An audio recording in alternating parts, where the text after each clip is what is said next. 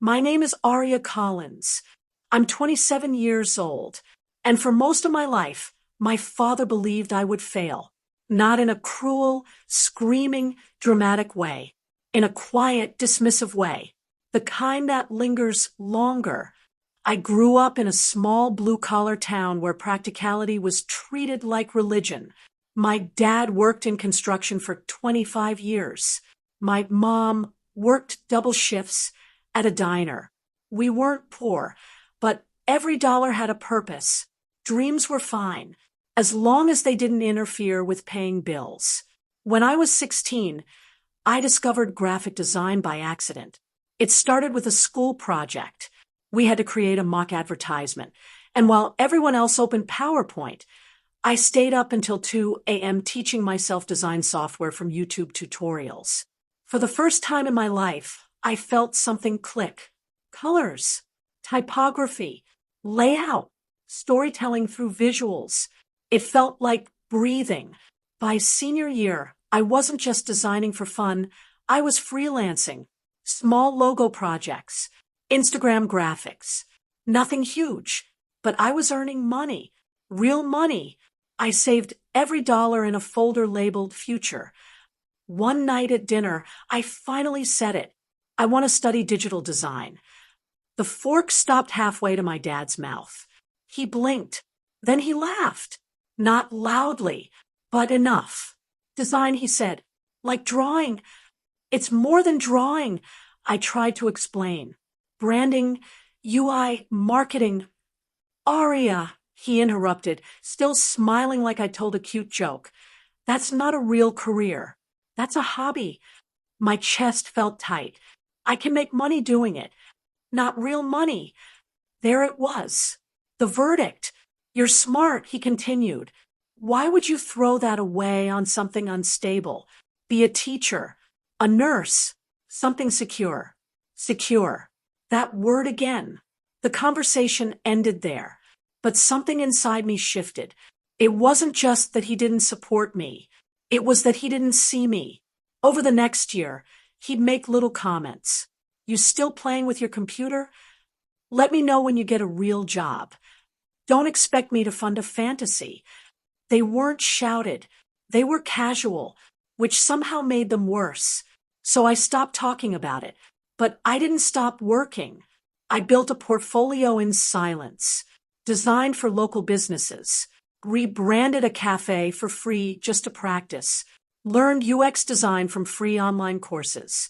At graduation, when other parents cheered loudly about scholarships and acceptance letters, my dad clapped politely when I told him I'd been accepted into a competitive digital media program with partial financial aid. He just nodded.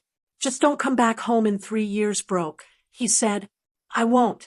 I promise myself. College was harder than I expected. The talent around me was intimidating. Girls who had been coding since they were 12, guys who could animate like professionals already. I felt small. And in my weakest moments, I heard his voice. Told you so. But I stayed. I took internships no one else wanted. Designed social media ads for tiny startups. Slept 4 hours a night during finals. By my 3rd year, something changed. A small tech company hired me as a junior designer. Then, 6 months later, I led a campaign that went viral. It wasn't overnight fame, but it was momentum. The first time I earned more in 1 month than my dad made in 3, I didn't celebrate.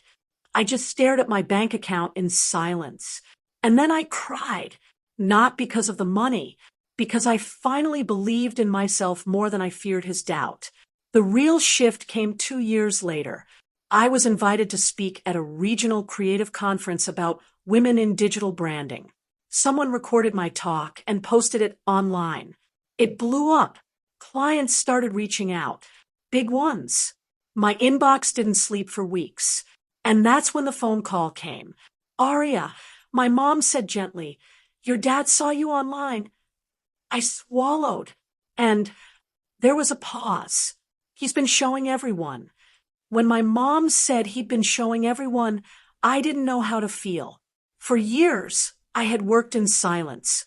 Now suddenly, my father, the same man who called my dream a hobby, was forwarding my conference clip to relatives I barely spoke to. "Look at my daughter," he had apparently said. "She's some kind of marketing expert now." Some kind. I should have felt proud. Instead, I felt unsettled because I remembered the kitchen table. I remembered the laugh. A week later, I drove back to my hometown for my cousin's birthday dinner. I hadn't visited in months. Work had become busy, almost overwhelming, and honestly, coming home always stirred something complicated inside me. The house looked the same cracked driveway, the same wind chime on the porch. When I stepped inside, conversations paused. Then someone said, "There she is, the famous one." I forced a small smile. Dad was standing near the living room talking to my uncle. And then he saw me. For a second, I saw something flash across his face, something between pride and uncertainty. He walked over. "Hey," he said casually. "Hi, Dad." There was a beat of silence. Then he did something unexpected. He put his hand on my shoulder and turned slightly toward the room. "This is my daughter," he said. "She runs campaigns for tech companies now. Spoke at some big conference." People murmured. Someone asked how many followers I had. Another person joked about asking me for marketing tips. I stood there, nodding politely, but inside, I felt like I was watching a movie, because this was the same man who once told me, "Don't expect me to fund a fantasy." Later that night, I found him alone in the kitchen refilling his drink. "You've been busy," he said, not looking at me. "Yeah, I saw that video." I waited. He cleared his throat. "You sounded confident." It was the closest thing to praise I'd ever heard from him. "Thanks," I replied. Another silence. "I didn't think that stuff was stable," he admitted quietly. Back then, like it was ancient history." "I know," I said. He finally looked at me. "You've done well." It wasn't an apology, but it wasn't dismissal either. And strangely, that hurt more than I expected, because part of me had imagined this moment for years. In my mind, he would say, "I was wrong. I'm sorry. I should have believed in you." Instead, it was cautious admiration, like he was still adjusting to the idea that my success was real. Over the next few months, something shifted in our relationship. He started asking questions. What exactly is UX? How do companies make money from apps? Is that why everyone's always on their phones? They weren't sarcastic questions. They were genuine. And slowly, I realized something. He wasn't just bragging. He was trying to understand. The real turning point came one Sunday afternoon. He called me, not Mom. Him. "Hey," he said. "You busy?" "I can talk." There was background noise, the sound of tools, maybe the garage. I was talking to one of the guys at work. He said, his daughter wants to go into animation. He's worried it's not practical. I felt my chest tighten, and I asked carefully. I told him not to laugh at her. Silence. I said, "Sometimes you don't get it because it's not your world. Doesn't mean it's not real." My throat burned. "That's good. I managed." He exhaled. "I didn't handle yours right." There it was. Not dramatic, not poetic, but real. "I thought I was protecting you," he continued. "Didn't want you chasing something that could fall apart." "I know," I said softly, and for the first time, I actually meant it. Because as much as his doubt had hurt me, I had to admit something. His fear had fueled me. Every late night, every risk, every moment I wanted to quit, part of me kept going because I refused to let his laughter be the final word. But success changes things, not just bank accounts. Perspective. He grew up in survival mode. I grew up in possibility mode. Neither of us were wrong. We were just shaped by different realities. A few weeks later, I invited him to my office. He walked through the glass doors like he was entering a different planet. Open workspaces, neon signs, people in hoodies discussing design strategy. "This is where you work?" he asked. "Yeah." He walked slowly around my desk, looking at my framed award from the conference. He didn't say much, but I saw it. Recognition, not just of my success, but of my world. When we left, he said something that stayed with me. "You built something I didn't understand." And this time, there was no doubt in his voice, only respect. Success looks glamorous from the outside. Inside, it's quieter, lonelier, harder. About a year after my conference talk went viral, I launched my own branding studio. It wasn't a reckless decision. I had savings, contracts lined up, a growing client base. Still, the day I signed the lease for a small creative space downtown, my hands were shaking. This wasn't freelancing anymore. This was ownership, responsibility, risk. For the first time in years, I heard my father's old voice in my head again. "Be careful. Don't gamble your future." But this time, the voice wasn't mocking. It sounded concerned. I didn't tell him right away. I wanted to be sure I could handle it. The first 3 months were brutal. 2 clients delayed payments. 1 canceled entirely. I spent nights staring at spreadsheets, calculating how long my savings would last. For a moment, just a moment, I wondered if maybe he had been right all along. Maybe stability was smarter. Maybe I should have taken a safe corporate position instead of building something uncertain. But then something unexpected happened. A major lifestyle brand reached out. They had seen my conference talk months ago and followed my work since. They needed a full rebrand campaign and wanted my studio to lead it. The contract they offered was more than I had made in my entire first year out of college. When I signed it, I sat alone in my office. No applause, no audience, just me and the quiet hum of the air conditioner. And suddenly, I remembered being 16, standing in the kitchen, holding that brochure, listening to him laugh. I didn't feel anger anymore. I felt distance, not from him, from that version of myself who needed his approval to believe in her own potential. That night, I called him. I started my own studio. I said, there was a pause. "You what?" "I opened a branding agency." Another pause. "Is that safe?" I smiled softly. "It's growing." He exhaled slowly. "You always did like doing things the hard way." There was no mockery in it, just a strange kind of admiration. A month later, he asked if he could visit again. This time, I wasn't just an employee in a company. I was the founder. When he walked in, my small team was mid-brainstorm session. Whiteboards covered in strategy notes. Mood boards on screens. Coffee cups everywhere. "This is yours?" he asked quietly. "Yeah." He watched for a while, observed how I spoke to clients on speakerphone, how I directed feedback, how I made decisions. After the meeting ended, one of my designers whispered to me, "Your dad looks so proud." I turned.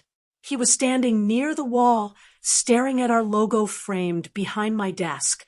"You run all this?" he asked. "I do." He nodded slowly. Then he said something that caught me off guard. "I used to think success meant punching a clock for 30 years. I didn't interrupt. But watching you," he continued, "I see something different." His voice softened. "You built your own clock." I laughed quietly. It wasn't poetic. It wasn't rehearsed. But it was the most thoughtful thing he'd ever said about my career. That evening, we had dinner downtown. Halfway through the meal, he pulled out his phone. "Show me how that branding thing works," he said. So I did. I explained storytelling, positioning, digital funnels. He didn't understand everything, but he tried. And somewhere between explaining market strategy and color psychology, I realized something unexpected. He wasn't bragging about me anymore just because I was successful. He was proud because I had built something from nothing, something he couldn't. A few weeks later, my mom sent me a screenshot. It was from Facebook. My dad had posted a photo of me speaking at an event again.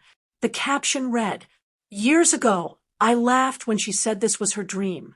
Turns out, I just didn't understand it. Proud of you, Aria." I stared at the screen for a long time. That single sentence healed something that years of silent success hadn't. Not because I needed validation anymore, but because acknowledgement feels different than approval. Approval says, "You met my standards." Acknowledgement says, "I see you now." And for the first time in my life, I felt seen. But the real test of our relationship came shortly after. Because success doesn't just change careers. It changes family dynamics. And one day, that shift would put us face to face in a way neither of us expected. Success changes how people see you, but it also changes how they treat you. About 6 months after my dad's Facebook post, something unexpected happened. He got laid off. Construction had slowed. New management. Budget cuts. 27 years with the same company. And then just like that, a handshake and a box. When my mom called me, her voice was steady, but I could hear the worry underneath. "He'll be okay," she said. "Just give him time." I drove home that weekend. The house felt quieter. He was sitting at the kitchen table, the same table where he had once laughed at my dream. Only now he looked smaller somehow, not physically, but emotionally. "How you holding up?" I asked gently. "Fine," he said automatically. But he wasn't. A man who had defined himself by stability had just lost the one thing he believed in most: security. For weeks, he applied to jobs. Most offered less pay. Some required relocation. A few never called back. One evening, I found him in the garage staring at his tools. "You ever feel like the world changed and didn't tell you?" he asked quietly. I sat on the step beside him. "Yeah," I said. He looked at me. "I used to think if you worked hard enough, you were safe." There was frustration in his voice. Not anger. Disillusionment. I built my life around that belief. I hesitated before speaking. "I built mine around something you didn't believe in." He nodded slowly. "I know." Silence filled the space between us. And then, for the first time, he said it fully. "I was scared for you, because I didn't understand your world. And I didn't want you standing in a garage one day feeling like this." His voice cracked slightly. That's when it clicked for me. He hadn't laughed because he thought I was incapable. He had laughed because he thought I was vulnerable. To him, dreams were dangerous. Not silly. Dangerous. I was scared too. I admitted. I just didn't let that stop me. He gave a small, tired smile. "You're braver than I was." That sentence stayed with me long after I left.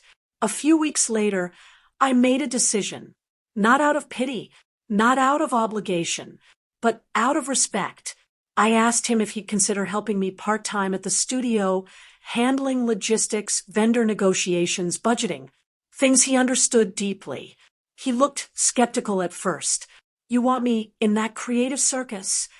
I laughed. "It's not a circus. It's structured chaos." He agreed to try. The first few days were awkward. My team wasn't sure how to interact with him. He wasn't sure how to interact with them. He wore collared shirts while everyone else wore hoodies. But something surprising happened. He was good. Really good. He spotted contract loopholes my lawyer had missed, negotiated supplier costs down by thousands, built efficient systems we didn't even realize we needed. One afternoon, I overheard him telling one of my designers, "You all think creativity runs a business. It doesn't. Discipline does." It wasn't criticism. It was contribution. For the first time in my life, we weren't standing on opposite sides of a belief. We were building something together. Months passed. Revenue grew. And so did something else. Mutual respect. One evening after work, we stayed late finishing a proposal. As we packed up, he looked around the office. You know, he said thoughtfully, when I brag about you now, it's not because you proved me wrong. I waited. It's because you proved that I didn't have all the answers. That was bigger than pride. That was humility. And humility from a man like my father, that was growth. I used to think success would feel like revenge, like some grand, I told you so moment. But it didn't. It felt like understanding. Because here's what I finally realized. He didn't laugh at my dream because he believed I was small. He laughed because his world had taught him to fear uncertainty. And I chose to walk straight into it. Now, when people ask him what I do, he doesn't simplify it. He doesn't call it that computer thing. He says, she built her own company. And every time he says it, there's no hesitation, just pride. But the biggest shift didn't happen in public. It happened one quiet Sunday afternoon. And it changed how I see success forever. That Sunday afternoon felt ordinary. No big event, no audience, no milestone celebration. Just the two of us in the backyard. He was fixing a loose fence panel. I was sitting on the porch steps answering emails. The air smelled like cut grass and early fall. At some point, he set the hammer down and walked over. You busy? He asked. Not really. He sat beside me. For a while, we just watched the trees move in the wind. Then he said something unexpected. When you were 16, and I laughed. I stayed quiet. I thought I was being realistic, he continued. But I was really just projecting my limits onto you. That word hit me. Limits. I didn't want you to fail the way I was afraid I might have if I'd taken risks. I turned to look at him. You don't think you succeeded? I asked. He shrugged slightly. I survived. I provided. But I never built something that was mine. His voice wasn't bitter, just reflective. You did, he said, nodding toward me. You built something from belief. There it was again. Not bragging, not exaggeration, recognition. I realized in that moment that success hadn't changed him overnight. Time had, watching me struggle, watching me persist, watching me not fall apart when things got hard. He hadn't just seen the highlight reel. He had seen the process. And that's what made the difference. I used to think you didn't believe in me. I said quietly. He shook his head. I believed in you. I just didn't believe in your path. That sentence healed something I didn't know was still bruised. Because there's a difference between someone doubting your ability and someone fearing your direction. And I had confused the two for years. A few months later, my studio hosted its biggest event yet, a brand launch party for a national client. Investors, creatives, media. The space was packed. I invited my parents. When my dad walked in, he didn't look out of place anymore. He looked comfortable, confident. He introduced himself to people without hesitation. I'm Aria's dad, he said proudly. I helped keep this place running. Not, I used to think this was silly. Not, I didn't understand it. Just pride. At one point during the evening, I stepped onto the small stage to thank the team and partners. As I looked out at the crowd, my eyes found him. He wasn't smiling politely. He wasn't clapping out of obligation. He looked moved. After the event ended and the guests cleared out, he pulled me aside. You know what the funniest part is? He said. What? I used to laugh because I thought your dream was unrealistic. He paused. Turns out, I just didn't have the imagination to see it. I felt tears sting my eyes, not because I needed his approval anymore, but because growth, real growth, is rare. And he had done it. Later that night, as I locked up the studio, I thought about the girl I used to be, 16 years old, standing in a kitchen, holding a brochure, hearing laughter. If I could go back and talk to her, I wouldn't tell her to prove him wrong. I'd tell her something better. You don't need everyone to understand your dream. You just need to understand it yourself. Because here's the truth. My dad didn't change because I became successful. He changed because he watched me believe in something long enough for it to become real. Now, when he brags about me, I don't hear irony. I hear evolution. And when I look back at that laugh in the kitchen, I don't feel anger. I feel gratitude. Because sometimes the doubt that hurts you the most is the very thing that pushes you to become unstoppable. And the man who once laughed at my dream, now he tells everyone it was always mine to build.